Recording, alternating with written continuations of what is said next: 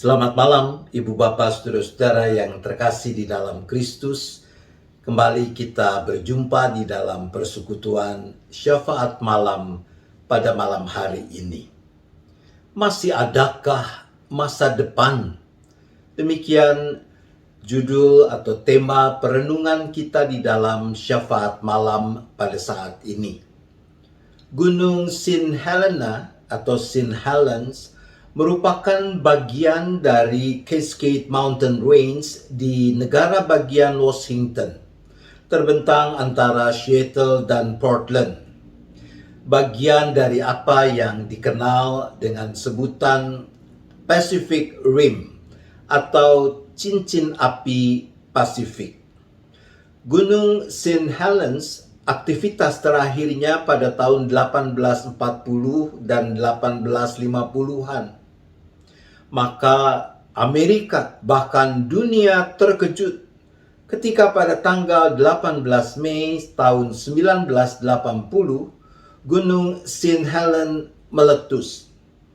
Letusan tersebut mencapai tingkat 5 dalam Volcanic Explosivity Index, adalah satu-satunya letusan signifikan yang terjadi di daratan Amerika Serikat sejak letusan gunung berapi Lassen Peak di California pada tahun 1915.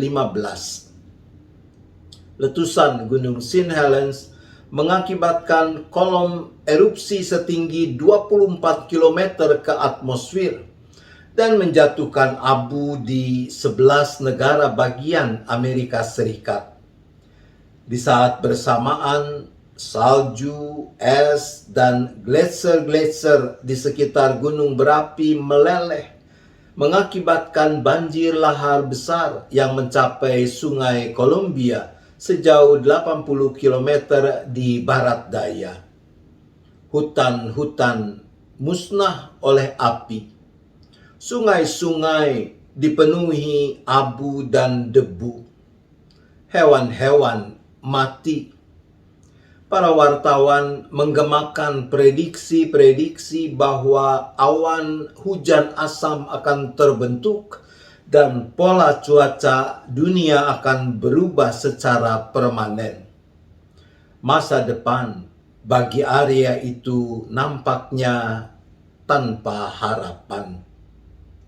Namun, kurang dari setahun setelah letusan itu terjadi, para ilmuwan yang mempelajari daerah itu mendapati bahwa walaupun sungai-sungai tersumbat oleh lahar, permukaannya tertutup oleh abu dan debu yang mengambang, namun ternyata ada kelompok ikan-ikan salmon yang secara ajaib berhasil bertahan hidup.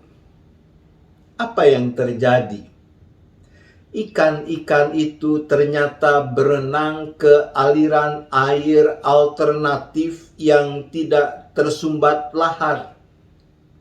Artinya mereka mencari dan mengikuti aliran air yang masih mengalir. Beberapa jalur yang harus dilalui oleh ikan-ikan itu dalamnya kurang dari 15 cm. Hampir tidak cukup untuk menutupi badan ikan-ikan itu. Tapi akhirnya mereka berhasil tiba di hilir dan bertelur di sana. Dalam waktu beberapa tahun, ladang, danau, sungai yang mengelilingi Gunung St. Helens penuh dengan kehidupan. Air dan tanah tampaknya diperkaya oleh zat-zat yang disuplai oleh letusan gunung tersebut. Ibu bapak, saudara-saudara yang terkasih di dalam Kristus, kesulitan, kesukaran, masalah dalam kehidupan ini akan selalu ada. Seperti pandemi yang masih kita harus hadapi ini. Tapi kesukaran, kesulitan tidak akan bertahan untuk selama-lamanya. Mungkin itu adalah cara untuk menunjukkan pada kita bahwa ada jalan lain. Ada cara hidup yang berbeda, yang bukan hanya bisa, tapi juga harus kita tempuh. Seperti yang terjadi dengan ikan-ikan salmon dalam cerita kita. Mungkin itu adalah kesempatan untuk memulai suatu awal yang baru. Tantangan-tantangan dalam hidup ini dapat memperkaya kita dan membuat kita lebih kuat, lebih tangguh menapaki masa depan.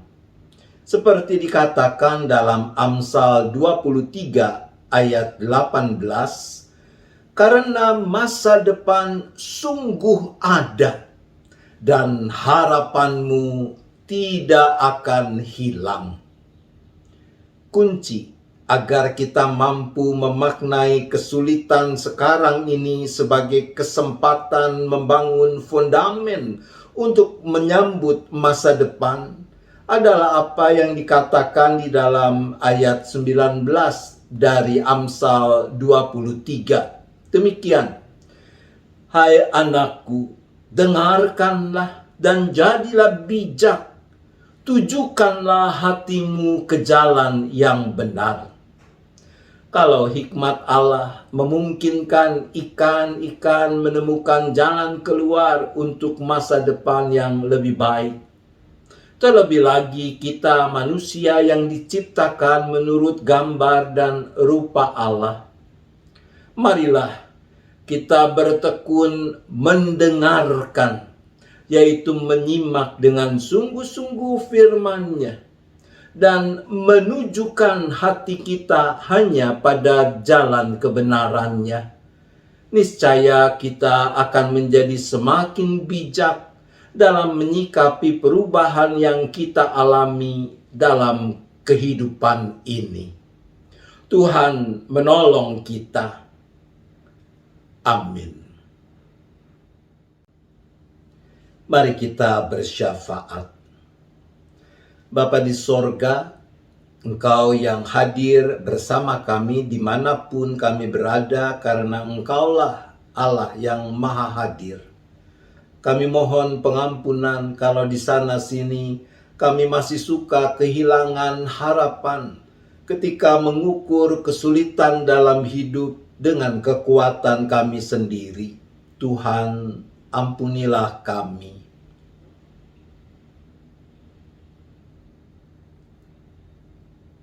Ya Bapa, berilah kami kekuatan, hikmat, agar kami mau dan mampu selalu mendengarkan firman Tuhan, menunjukkan hati ke jalan yang benar, mengarahkan hidup hanya kepada Tuhan, agar kami menjadi semakin bijaksana dalam menyikapi segala perubahan dalam kehidupan, khususnya kesusahan yang kami alami.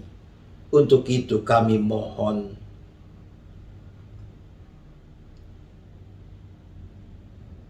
ya Bapa, saat ini kami juga kembali berdoa untuk saudara-saudara kami, para anggota jemaat dan simpatisan yang sedang menghadapi pergumulan-pergumulan mereka masing-masing. Kami berdoa bagi yang sedang bergumul dengan masalah kesehatan, baik yang masih harus menjalani isolasi karena positif terpapar COVID, maupun mereka yang mengidap penyakit-penyakit yang lain. Kiranya Engkau sendirilah yang turut campur tangan di dalam upaya-upaya perawatan pengobatan yang dilakukan. Kami juga berdoa sekiranya ada saudara-saudara kami, mereka yang bergumul dengan masalah perekonomian, sumber penghidupan, pekerjaan, mata pencaharian. Kiranya Tuhan, Engkau yang juga memampukan mereka untuk dapat melihat jalan keluar yang Tuhan sediakan, yang kadang tidak selalu cocok dengan apa yang diinginkan. Demikian juga Bapa, kami berdoa bagi orang-orang yang sedang mengalami beban berat dalam kehidupan mereka karena masalah-masalah di dalam rumah tangga, ketidakharmonisan dalam relasi antara satu dengan yang lain. Bahkan mungkin ada juga keluarga-keluarga yang terancam perpecahan. Tuhan kasihanilah mereka, limpahkanlah kasih yang makin meluap satu terhadap yang lain. Mampukan mereka memberi diri untuk diikatkan oleh kasih Kristus dan menghadapi semua persoalan itu hanya di dalam iman, pengharapan, penyerahan kepadamu. Ya Bapa, kami juga berdoa bagi anak-anak kami, mereka yang mengakhiri pendidikan di jenjangnya sekarang dan akan melanjutkan pendidikan ke jenjang yang lebih tinggi.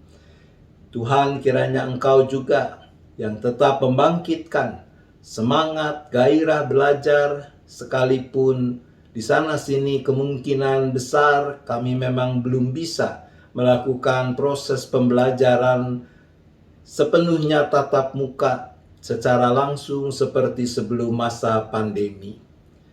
Ya Bapa, kami berdoa bagi gereja-gereja termasuk GKI Gading Indah, agar melalui hidup pribadi dan keluarga para anggota serta simpatisannya, juga melalui praktik hidup persekutuan, pelayanan, dan kesaksiannya sebagai jemaat, dapat terus memancarkan harapan bagi masa depan yang lebih baik kepada orang-orang yang ada di sekitarnya, kepada dunia di mana Tuhan hadirkan kami.